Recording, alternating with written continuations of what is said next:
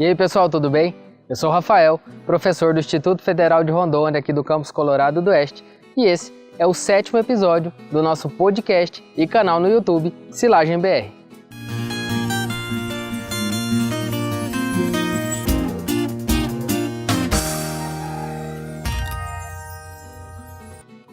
No episódio anterior, o 6º, nós falamos sobre o assunto Você está preparado para produzir silagem? E nesse episódio, o 7º, nós vamos falar sobre um tema extremamente importante para quem utiliza essa técnica: quanto custa produzir silagens. E nesse episódio, nós teremos como convidado o Dr. Cláudio Capp Júnior. O Dr. Cláudio Capp Júnior é pesquisador em Economia Rural da Fundação ABC. Ele é graduado em Administração de Empresas e Ciências Contábeis pela Universidade Estadual de Ponta Grossa. Ele tem mestrado em Computação Aplicada e doutorado em Agronomia pela mesma universidade. Além de ser pesquisador na Fundação ABC, ele é docente em instituições de ensino superior no Paraná e também atua como professor em cursos de pós-graduação. O Dr. Cláudio trabalha em análises que relacionam as ciências econômicas, financeira e agronômica, trazendo resultados que são repassados diretamente aos produtores rurais. E dentro dessa área, ele atua ativamente em levantamentos e estimativas de custos de produção de silagens. Nesse episódio, nós vamos falar sobre um tema que envolve todo o sistema de produção de silagens.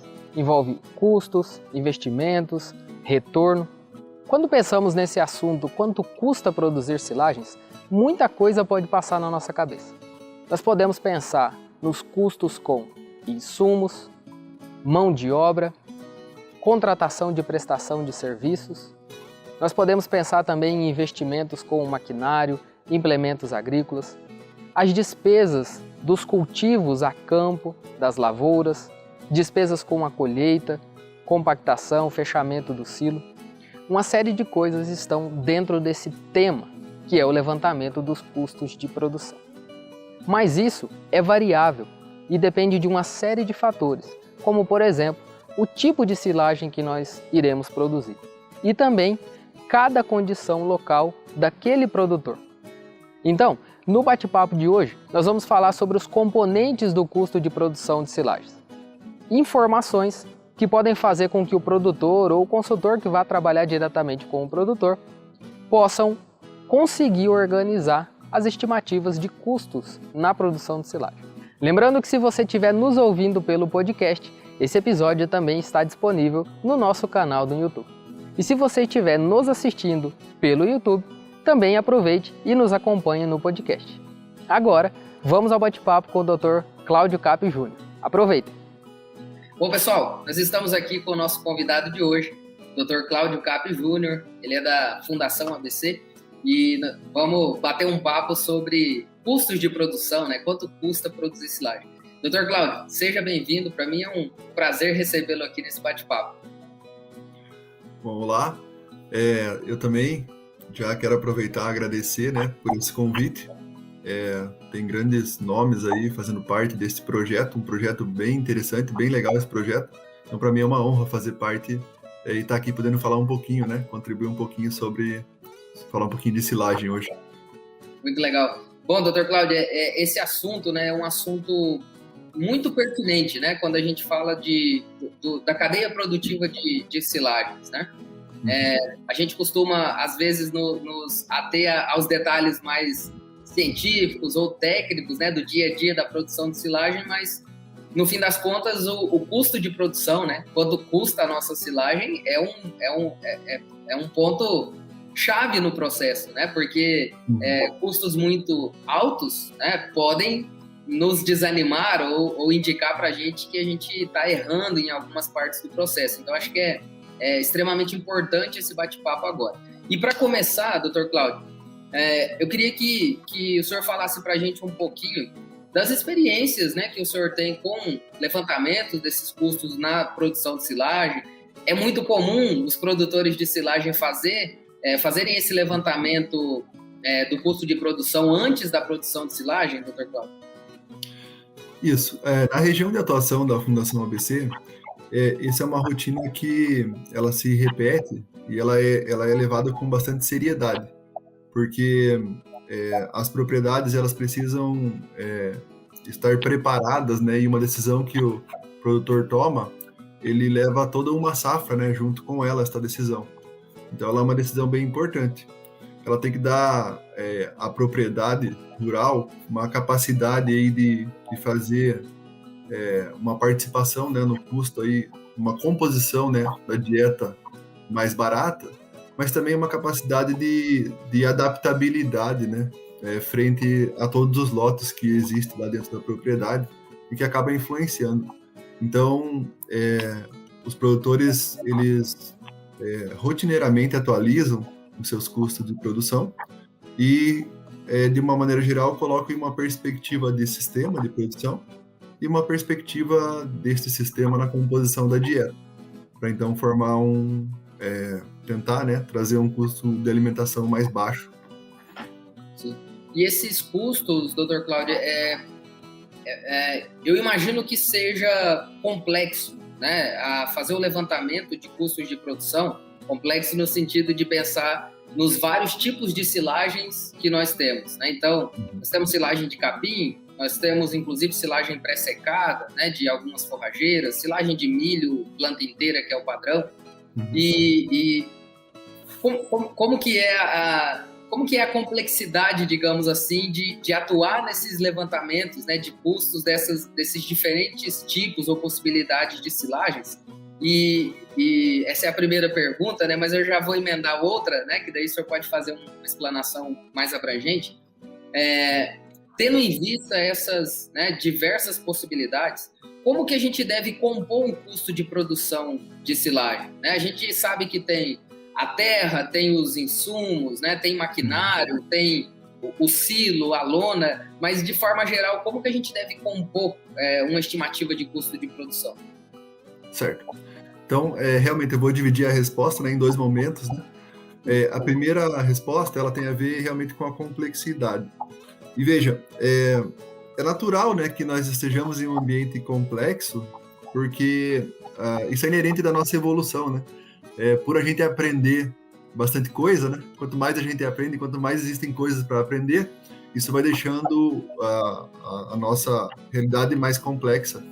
Mas, ao mesmo tempo, né, a gente tem uma segurança, né? Essa complexidade, ela tem um objetivo, né? A gente evolui para deixar as coisas mais simples, no final mais simples, e a simplicidade, para esse caso financeiro, é uma questão mais barata, né? Ou seja, eu vou gerar mais produto, né, com uma menor quantidade ou com um custo menor, né? Ou um cruzamento aí de alimentos menores. Então, essa complexidade, ela é natural. Ao mesmo tempo que vem a complexidade, vem os profissionais, né, com as suas especialidades e com as suas áreas de conhecimento. Então, quando a gente vai compor a composição de uma propriedade, né, o que a propriedade deve produzir, isso envolve, né, nessa complexidade que a gente está falando, algumas áreas diferentes do conhecimento. Então, eu preciso ter ali um engenheiro agrônomo me dando os direcionamentos, não necessariamente um engenheiro, mas alguém que tem esse conhecimento, né? Me dando os direcionamentos de comportamento das culturas ao longo dos anos, né? Quais são os sistemas de produção que eu consigo encaixar. Junto com esta área do conhecimento, eu preciso ter um conhecimento forte na composição, na nutrição animal, né? Ou seja, para o meu objetivo. Às vezes, um sistema que faz sentido lá no campo agronômico, né? Ele não vai fazer tanto sentido assim na composição da dieta, ou pelo menos não vai fazer sentido na questão financeira, né? E aí entra outra área do conhecimento, que é uma área do conhecimento financeiro. Então, eu posso ter uma pessoa dominando todas essas áreas, ou eu posso ter uma equipe, né? E se eu tiver uma equipe, é melhor ainda, né? Cada um com o seu aprofundamento e com a sua especialidade, né? Eu preciso ter o conhecimento do zootécnico, né? Para todo o domínio da parte bromatológica, da quantidade de produção. Então, veja que realmente existe uma complexidade, mas é porque essas áreas evoluíram, né? Ou seja, todas as áreas que eu citei aqui, elas evoluíram, e isso demandou uma evolução das pessoas que estão envolvidas no processo produtivo. Então, assim, respondendo à primeira parte da tua pergunta, né? O ambiente é complexo, mas quando a gente tem as pessoas certas, né? Os profissionais habilitados para fazer isso, esse encaixe, né? Torna o sistema, assim, vamos falar, mais sustentável, né? Ou seja, eu vou conseguir fazer muito mais, né, com muito menos. E é por isso que as pessoas estão aí, cada um evoluindo na sua área, né? Então,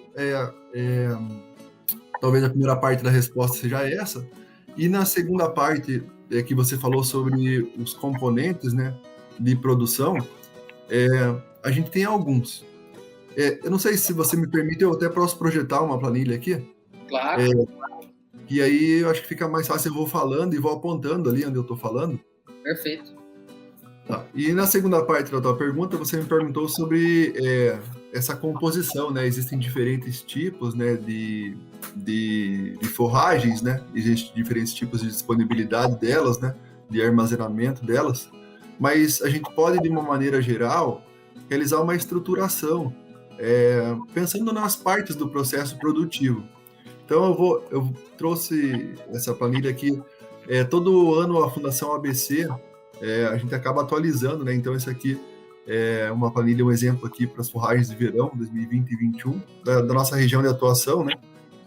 Onde a gente faz uma média de tudo que está acontecendo aí no campo, né? Uma atualização dos pacotes tecnológicos e, assim, uma referência para as pessoas. Mas, assim, cada propriedade tem as suas características específicas, potencial produtivo, que vai fazer com que isso seja composto de uma maneira diferente. Mas, para ser bem direto na sua questão, né, a gente tem aqui, pensando no processo produtivo e tudo que está envolvido, né, com as forragens, a gente tem, a primeira divisão principal disso tudo. A gente tem a divisão em custos variáveis e os custos fixos, certo? Bom, então eu vou entrar nos detalhes de cada um deles para a gente entender. E repare que todas elas, depois eu posso mostrar alguns exemplos de forragem de inverno, pré-secado, forragem em bola, todas elas podem seguir a mesma estrutura. Por quê? Porque é uma estrutura que ela está relacionada assim com o processo produtivo. Se eu olhar aqui dentro de custos variáveis, eu tenho uma parte chamada de custeio da lavoura, né? Aonde eu estou falando especificamente ali da parte que está acontecendo no campo. É a parte do produtor agrícola, né? Ou seja, porque quem vai trabalhar na pecuária que opta, né, por fazer a produção das forragens, ele tem que ser uma pessoa, se ele optar por produzir, ele tem que ter uma vocação, né, um dom, né, da produção agrícola, porque ele vai ser fundamental para a produtividade, né? E tem que ter capacidade, né, Dr. Cláudio, para isso também, né? Capacidade técnica, né, know-how e também estrutura para isso. Exato. E aí essa parte aqui, essa parte da composição tem a ver com esse cara da agricultura, né? Com essa vocação aqui na agricultura. E aqui a gente tem as sementes, né, dentro do custeio da lavoura. Bom, a semente envolve o quê? Envolve a escolha do cultivar, do melhor cultivar para a melhor época, pro tipo de solo que eu tenho, para as variáveis edafoclimáticas, né? Ou seja, existe uma complexidade aqui que vem na demanda aí da área agronômica e da área zootécnica, né? É bem grande. Depois, tratamento de sementes, os corretivos de solo, os fertilizantes. Então, essa parte de fertilizantes aqui é uma questão que muitas vezes gera algum tipo de discussão, né? Mas, assim, a gente pode dizer, para resumir, né, toda a formação, né, do custo dos fertilizantes, as forragens têm uma característica específica que é cortada a planta inteira, né? Então, quando eu pego a marcha de absorção dos nutrientes, tem alguns tipos de forragem que vão extrair grandes quantidades aí de potássio, fósforo, até uma parte do nitrogênio que pode ficar disponível para as próximas culturas. Então, a gente faz a contabilização desses nutrientes conforme a extração que essas forragens vão estar tirando do solo, para que não haja nenhum tipo de prejuízo para as culturas subsequentes que não possa ser reposto por outras fontes externas, né? Sim. Aí nós temos toda a parte de proteção, inseticidas, fungicidas, herbicidas, adjuvantes, a composição de mão de obra temporária, a parte de operação de máquinas. Essa parte de operação de máquinas é da parte agrícola ainda, ou seja, a parte de plantio, de pulverização, né, de extratos culturais aqui, o que tem de óleo diesel, de manutenções. Lembre que eu estou falando aqui ainda de custos variáveis, né? Depois, despesas financeiras e tributárias, e a parte de seguro, né? Quando cabe aqui a composição de um seguro para isso aqui. Então, aqui eu estou falando da agricultura entregar, né, desde o plantio até a colheita, tá? Entregar para colheita. né, que já entra numa parte que já vai ser específica já começa, né, um processo de transição aí entre a parte agrícola com a parte principalmente um grande domínio zootécnico ali, né, veterinário, desse processo, né, que é o processo da ensilagem. Sim. Porque aqui daí eu tenho dois caminhos, né, para fazer a ensilagem. Eu tenho o caminho de contratar o serviço terceirizado e eu tenho o caminho de realizar a operação. Quando eu realizo a operação, eu tenho os custos inerentes a esta operação, que são de óleo diesel, manutenção desses equipamentos da ensilagem, né? E também vou ter uma parte de custo fixo, quando eu opto por ter essa estrutura. Já vou falar um pouco do custo fixo. Uhum. E aí a gente entra para uma parte da estocagem, né? Então a estocagem, eu vou ter toda uma estrutura para a estocagem que eu preciso construir, né? No caso aqui eu estou falando deste exemplo, né, da silagem planta inteira, então eu preciso construir lá, né, as trincheiras, né? E tenho toda a parte de manutenção dessas trincheiras. E tenho também um financeiro de estocagem destes valores aqui que eu investi aqui em cima, né? Então reparem que a gente pode estruturar um custo de produção e pode formar uma lógica, né, que vai passando pelo processo produtivo aqui, né, e vai entregando cada etapa aqui da formação do custo de produção até chegar na estocagem. Então, veja, quando eu completo esta parte aqui do custo de produção, eu tenho lá a comida disponível, né, para os animais, que eu já estou falando até do processo de estocagem, desde a escolha lá dos cultivares, formação dos sistemas de produção, até a estocagem desses produtos. Aí, terminei de falar de custos variáveis. Acho que uma coisa interessante de falar sobre custos variáveis, tá? E custos fixos, né? A principal diferença deles sobre o viés, aí vamos falar agrofinanceiro, né? Sobre esse viés, a principal diferenciação dos custos variáveis, ou o que vai classificar um custo como variável, é aquele custo que existe em função da existência daquela cultura ou da escolha daquela cultura. Como assim, Cláudio? Vou dar alguns exemplos aqui. Por exemplo, eu escolhi a cultura do milho, vai ser uma composição diferente, tá? Em função do quê? Em função dos cultivares, ó. Então, a semente aqui, eu vou ter um cultivar que me deu essa composição de custo. Se eu tivesse escolhido, por exemplo, sorgo, né? Ou milheto, ó, veja, eu vou ter uma outra composição. Então, ele vai variando, né? Em função daquilo que eu escolho. Então é isso que torna ele como um custo variável. Por exemplo, se não existisse essas culturas, nenhum desses custos aqui existiriam. Então é o custo que existe em função da cultura existir e da escolha da cultura que eu faço. Esses são os custos variáveis. Certo? Aí, a gente tem os custos fixos, né? E os custos fixos, já diferente dos custos variáveis, eles vão existir independente da cultura que eu estou escolhendo. Certo? Então, se eu escolher milho, se eu escolher fazer soja, se eu escolher colher para grão o milho, se eu escolher colher a soja, se eu escolher... Enfim, o que eu faço, eu vou ter aqueles custos para pagar. Então, que custo que eu posso dar de exemplo, né, que eu vou ter independente daquilo que eu escolho? Por exemplo, o meu quadro de mão de obra fixa, tá, ou permanente lá da propriedade, eu vou ter que pagar, independente do que eu escolho fazer. As máquinas lá, que ao mesmo tempo que eu tenho os custos variáveis das máquinas, por exemplo, o óleo diesel, que vai existir só se eu escolher essas culturas e eu escolher fazer, a depreciação destas máquinas, ela vai existir de qualquer maneira, tá? Então, a gente fala sempre, né? A gente compra as maquinárias para usar mesmo, né? Uma análise financeira, quanto mais eu usar, melhor, porque ele vai estar depreciando lá e quanto mais eu puder gerar de resultado financeiro para esse equipamento, melhor. Então, manutenções gerais da fazenda, o custo da terra, né? Ele vai existir independente do que eu for fazer com essa terra, ele vai existir. Se for terra própria ou se for terra de terceiros, o custo vai existir e eu preciso cobrir esses custos. Então, esses custos fixos, eles compõem aqui uma parte dos custos que vão existir independente de qualquer coisa, né?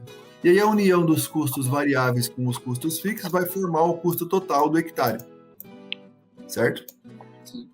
E aí, de uma maneira geral, se a gente estruturar desta sequência, eu posso falar tanto das culturas de verão, quanto das culturas de inverno. Se você olhar, tem exatamente a mesma estrutura. Sim. Porque eu consigo pensar no processo produtivo desta maneira. Então, a composição isolada, né, do custo das forragens, né, de certa forma, respondendo a tua segunda pergunta, né, Lembrando, né, que quem estiver nos ouvindo pelo podcast, esse episódio também está disponível no canal do YouTube, né, e aí você pode visualizar as planilhas que o Dr. Cláudio mostrou aqui com mais detalhes, tá bom, pessoal? Legal. E a Fundação também disponibiliza essas planilhas.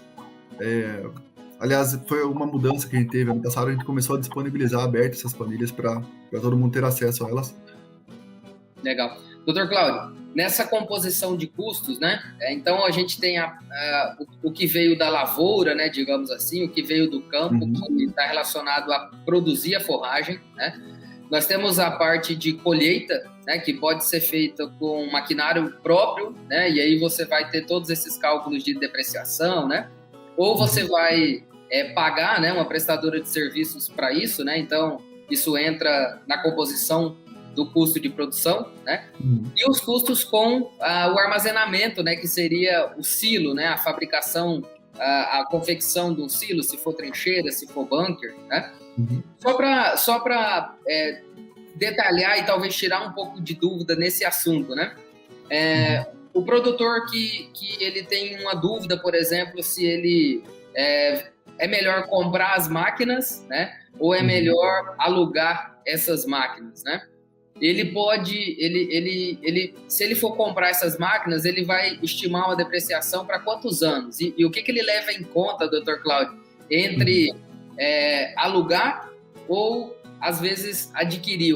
Quais são pontos, né, assim, chave para que ele possa pensar para tomar essa decisão? Então tá. Então, se eu tiver a terceirização, eu vou ter um fluxo de caixa, uma saída de fluxo de caixa, né? Simples, que vou passar lá para o meu prestador de serviço, né? E pronto. Então, eu tenho uma saída de fluxo de caixa. O que acontece? Quando eu não terceirizo, eu tenho a compra das máquinas. Bom, então como que eu posso fazer uma análise financeira entre terceirização e compra de máquinas? Se eu for comprar as máquinas, eu considero esta saída de caixa que eu economizei, né, ou que deixei de realizar para o prestador de serviço, eu considero ela como uma receita. Nossa. Certo? Por quê? Porque a gente tem, depois a gente pode falar um pouco sobre isso, mas a gente tem uma visão sobre a gestão financeira da propriedade, que dentro de uma propriedade rural a gente tem várias unidades de negócio. E as máquinas, né, as operações, elas são uma delas. Então, por exemplo, uma unidade de negócio é a unidade agrícola. E uma unidade de negócio é a unidade de máquinas. Então, a unidade de máquinas, ela pode prestar um serviço para a unidade agrícola. Então, sim, em vez de eu pagar para alguém externo, né, eu pago para uma unidade de negócio que está dentro da minha propriedade. Então, eu deixo essa receita dentro da minha propriedade, só que esta receita, o fluxo desta receita, né, ao longo aí de um período que a pessoa pode escolher, isso é uma característica de cada gestor, né? Qual que é o tempo de renovação que ele tem de máquinas e tudo mais, e a gente pode fazer uma análise financeira em cada uma delas. O fato é que eu coloco esta receita sobre uma perspectiva de fluxo de caixa ao longo do tempo, como uma entrada de caixa. E o que vem então depois? Bom, então eu tenho essa entrada de caixa, o que eu vou ter de saída? Eu vou ter primeiro um dispêndio financeiro para adquirir toda a estrutura, né? Aí eu posso financiar o que vai ocasionar um fluxo de caixa de pagamento dos juros e da amortização desse capital. Então eu estou falando agora de saídas de caixa, né? Então eu posso pagar tudo de uma vez, ou eu posso financiar e ir pagando ao longo do tempo, pareado com esse fluxo de caixa de entrada, né? Então, amortização, depois eu tenho os juros, né, desse financiamento, se eu optar por financiar, eu tenho as manutenções dessas máquinas, tenho toda a parte de frete para levar de uma propriedade para outra, se for o caso, né, e tenho que identificar na minha realidade se eu precisarei contratar uma mão de obra ou não para fazer estas operações. Depois tem manutenção, seguro e tudo mais dessas máquinas. Eu coloco a receita e todas essas saídas de caixa na mesma perspectiva e levo isso ao longo do tempo e faço uma análise financeira, aí a gente faz uma análise de investimento, né? Para ver se compensa ou não fazer a terceirização. E isso, o mais legal disso, né, é que não existe uma resposta pronta. E cada realidade a gente precisa analisar e entender se vale a pena ou não. Então, tem muita falácia, né, sobre a questão de compra de máquinas, né? Tem produtor que compra para pagar menos imposto, tem uma série de coisas que a gente já mostrou que não fazem sentido, assim. Ou seja, precisa ser uma análise técnica mesmo, né? Mas assim, se o produtor não faz também, né, não é eu que vou querer mudar, né, o comportamento dele. Mas são questões que a gente observa, assim, tem propriedades assim que realmente tem um fluxo de caixa muito grande, né, e um resultado muito bom. E às vezes o que ganha ou perde em uma operação ou outra que nem percebe, né? A gente fala assim que é é um lucro invisível, né? Ou um fluxo de caixa a mais que eu poderia ter que ele fica um pouco invisível. Isso acontece em todas as etapas do processo produtivo. Por exemplo, se eu projetar mal um sistema de produção, que eu vou ter que colocar mais concentrados ou energéticos lá na frente, né? Às vezes eu nem percebo isso, porque é invisível. E é um fluxo de caixa que quando a gente coloca sob uma perspectiva de rentabilidade lá da propriedade no final, dá um percentual altíssimo. Mas vão passando despercebido. Então, se eu pegar em cada etapa do processo produtivo e realmente colocar essa análise técnica, no final eu consigo compor, assim, eu lhe digo com certeza que existe um grande impacto, assim, nessas análises financeiras, assim, no final do processo. É muito legal essa perspectiva, né? Esse é um ponto que no dia a dia, né, Dr. Cláudio, a gente sempre tem que lidar com isso com o produtor, né? Tem produtores que às vezes vão optar por comprar maquinário para não ficar na dependência, né, de chegar num momento de precisar, por exemplo, para a colheita e não ter disponível, né, a empresa prestadora de serviço, né? Mas aí faz sentido. Isso faz sentido também. Isso aí tem que colocar. Isso é uma das variáveis que a gente coloca, né, na análise.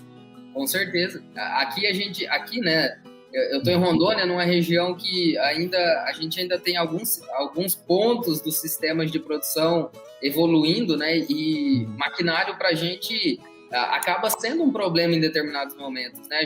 Os produtores ficam dependentes de contratar o serviço, de alugar máquina, mas aí a gente lembra, às vezes a gente está numa cidade, numa localidade meio pequena, poucos prestadores de serviço ou poucas máquinas disponíveis e muita gente, por exemplo, com milho para colher muito próximo, né, numa janela de colheita meio curta, né? Então, tudo isso tem que ser colocado, né, na balança. E o outro ponto... Uma coisa bem interessante nisso que você está falando, uma coisa que provavelmente você vai abordar aí, né, nos próximos podcasts, né? Ou em algum dos podcasts de vocês, com certeza você vai abordar a questão da qualidade, né? Como que essa qualidade da silagem ela vai interferir lá na frente, né?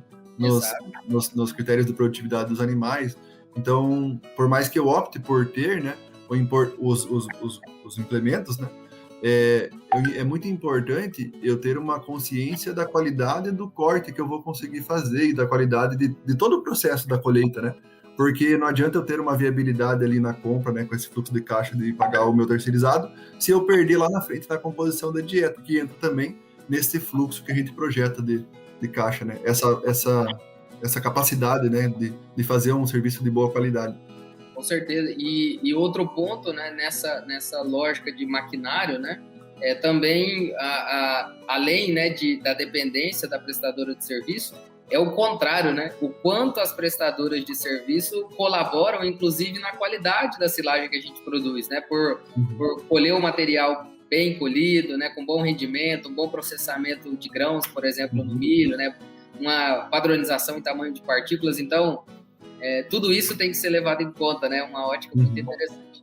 Doutor Cláudio, partindo agora para um outro ponto aqui já para a gente caminhar para o terço final do nosso bate-papo, imaginando, né, quando a gente fala do custo de produção, a gente está interessado em entender a viabilidade econômica daquilo ali, né? Então, na produção de silagem, a gente costuma analisar, né, ou mentalmente a gente costuma avaliar quanto que está custando a tonelada, né, da silagem que eu produzi, a tonelada da matéria natural ou, melhor ainda, a tonelada da matéria seca, né? Então, a gente tem esse indicador, né, tantos reais por tonelada.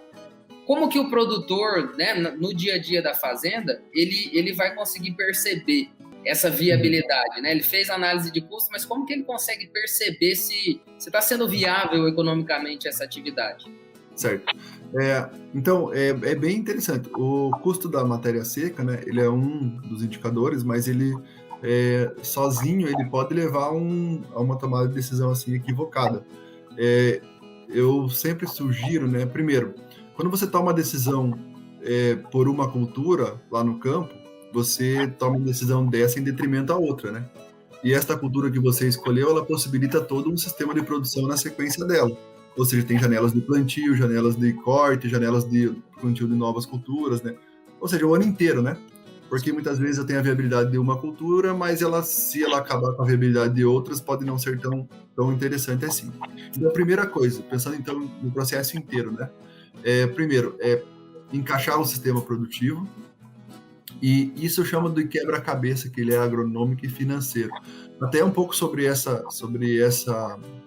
perspectiva, eu abordo no livro que eu vou estar lançando agora em agosto, justamente falando sobre isso, sobre essa questão das unidades de negócio, sobre essa questão da escolha de uma cultura, como que eu devo pensar financeiramente a minha propriedade nesse sentido da tua pergunta. Então, ela é bem interessante.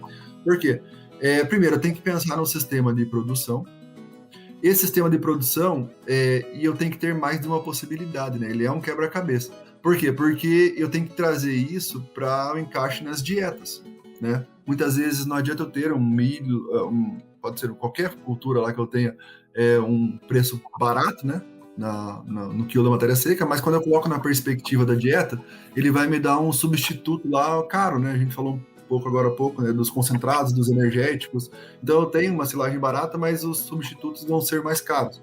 Não adianta, eu tenho que colocar isso primeiro, quais são todas as culturas que eu vou conseguir colocar, né, na minha propriedade, e as forragens, elas são muito importantes, porque elas fazem volume, né, por área, né, é comida barata, né, Sim. E ela tem que ter a qualidade para ela também diminuir a quantidade dos complementos da minha dieta. Então, a dica, né, para o produtor é para ele fechar o ciclo, né. Não adianta fazer uma análise isolada em uma cultura ou em outra, que isso aqui é bom ou não. Ou seja, é pensar no sistema de produção e é pensar no encaixe desse sistema de produção na dieta e na dieta de todos os meus lotes. Porque eu tenho vários lotes lá dentro da propriedade e, claro, que isso exige uma certa adaptabilidade, né, das próprias dietas que eu vou estar comprando, né. Às vezes também, dependendo do lote que eu tenho lá, é interessante eu fazer uma comida mais barata lá no campo mesmo, né, porque é um lote que está no momento que ele não precisa assim, de tanto investimento ou de tantos substitutos assim. Então, assim, para resumir isso que eu falei, né, o foco é fechar o sistema desde o planejamento de todo o sistema produtivo e não de uma cultura só. Então, entendendo qual que é o custo que vai ficar de todos os componentes dessas forragens que eu produzo no campo e qual que é o impacto disso que eu vou ter na dieta lá dos meus animais. Tá? Por quê? Porque isso vai demandar os substitutos, então eu tenho que fechar esse sistema, em resumo. Muito legal. E entra nessa conta indiretamente, né, Dr. Cláudio, não só quanto custou a tonelada, né, mas também entra nessa conta o valor do nutriente, né, custou R$100, né, só para arredondar a conta, custou R$100 a tonelada, mas essa silagem está com NDT de 50, mas custou 110, mas o NDT, o teor de nutrientes digestíveis totais, é de 65, né? Então, isso obviamente altera, porque altera a quantidade que ela vai ser colocada na dieta, altera o rendimento dos animais que estão, né, o que receberão essa silagem, né? Então, é bastante complexo, né? E a gente precisa ter em mente, né, Dr. Cláudio, que a gente tem que fazer tudo, né? Todo o possível no decorrer do processo para produzir ao menor custo possível, né? Mas, claro, atendendo os padrões que nós planejamos, né, para o uso dessa silagem, né, os padrões de qualidade. Exatamente. Justamente porque depois se não sair do campo, né, o animal vai precisar de determinada quantidade de todos lá os nutrientes, vocês provavelmente vão abordar isso, né, no podcast aí. E se não vier dali, daquele alimento, o que não vier dali vai vir de algum complemento, né? E daí vem caro, né? Quando ele vem de outro lugar, né? E é por isso que o produtor pecuarista, quando decide produzir a comida na propriedade, ele tem que se perguntar, né? Ele tem que usar um pouco da humildade e se perguntar, será que eu sou um bom agricultor? Porque se não for, né, muitas vezes a compra da comida ou a parceria com um bom agricultor sai mais barato, né? Justamente por todos os itens que nós abordamos até então. Sim. Dr. Cláudio, para a gente fechar o nosso bate-papo aqui, sempre, né, tudo que envolve essa parte de economia, né, de financeiro, né, costuma ser algo que pode ser, né, em resumo, a gente pode olhar e assustar, né? E o produtor, principalmente, ele pode olhar para isso, um monte de cálculo, né? Componente de custo de produção e ele pode ficar meio assim, eu não dou conta de fazer isso, ou eu não consigo fazer isso, ou às vezes, eu não preciso fazer isso, né? E para a gente fechar o papo, eu queria que o senhor desse algumas dicas para a gente, né? Como que o produtor pode se sentir mais confortável, né, com essa análise? Como que, né, algumas ideias, ou se ele vai ter que procurar um acompanhamento técnico, né? Algumas dicas o que o senhor acha que é importante que o produtor enxergue de importância nessa análise e algumas dicas para que ele consiga talvez fazer isso ou começar a fazer isso na propriedade quando ele for produzir silagem. Uhum. Bom, acho que a primeira coisa é assim, uma autoanálise para ele entender se ele realmente está afim, né? Porque se a pessoa não faz e ela vai começar a fazer, ela vai gerar um desconforto no primeiro momento até ela aprender, né, todo esse processo, esse sistema. Essa autoanálise é, primeiro, se ela está afim, e segundo, né, quais os pontos que ela tem a capacidade, né? Eu diria que a organização dos dados, né, em um sistema, pode ser na sequência que eu mostrei ali, e toda essa parte de organização dos dados, essa abordagem financeira, eu acho que é uma parte assim, mais simples do processo, e eu acho que ela tem que ser suportada, né, pelas áreas daí da agronomia e da zootecnia, para que eu consiga fazer um encaixe aí de uma análise quantitativa e qualitativa em tudo isso.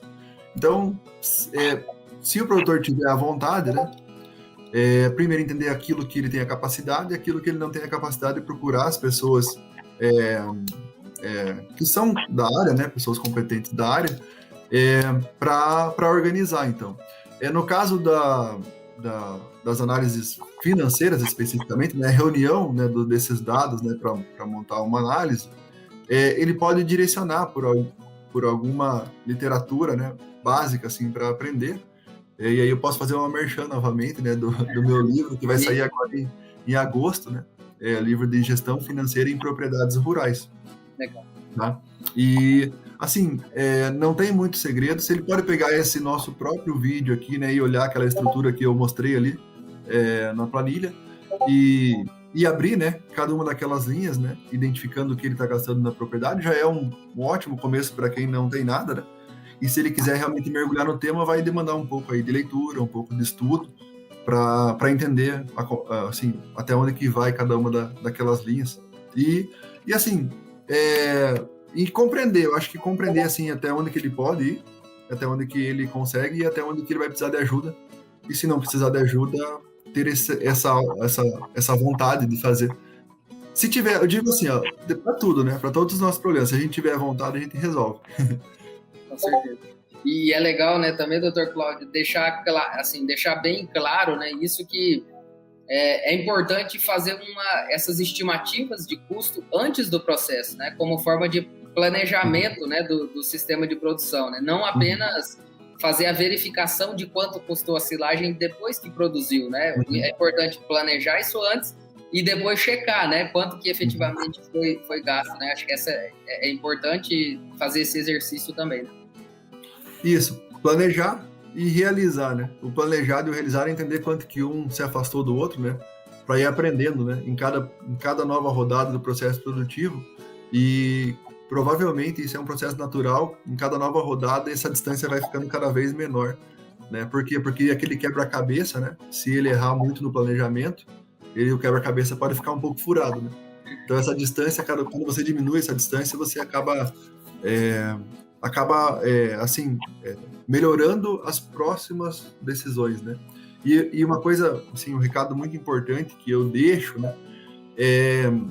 As propriedades rurais, elas vão passar aí por uma nova revolução, que é a introdução das ferramentas de inteligência artificial, de ferramentas computacionais.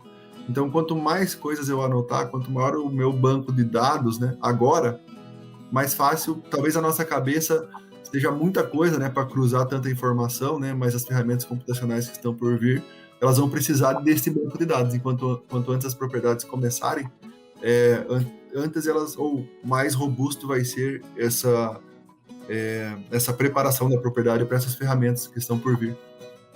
Muito legal.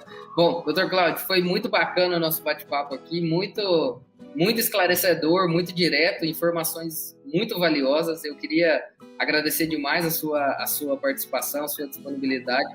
Para mim foi muito bom, aprendi muita coisa aqui e espero que todos que nos ouçam e nos assistam também partilhem dessa mesma sensação. Muito obrigado, Dr. Cláudio. Obrigado mesmo pela sua participação. Eu que agradeço e parabenizo novamente, né, pelo projeto e me coloco à disposição aí para alguém que esteja escutando, né, o podcast, para que entre em contato, né? Na Fundação ABC, se procurar, tem lá o meu nome e tem lá as vias de contato lá para qualquer dúvida, né? Ficarei bem feliz se eu puder ajudar alguém. Tá bom? Muito legal. Muito legal. Obrigado, Dr. Cláudio. Até a próxima. Agradeço. Valeu.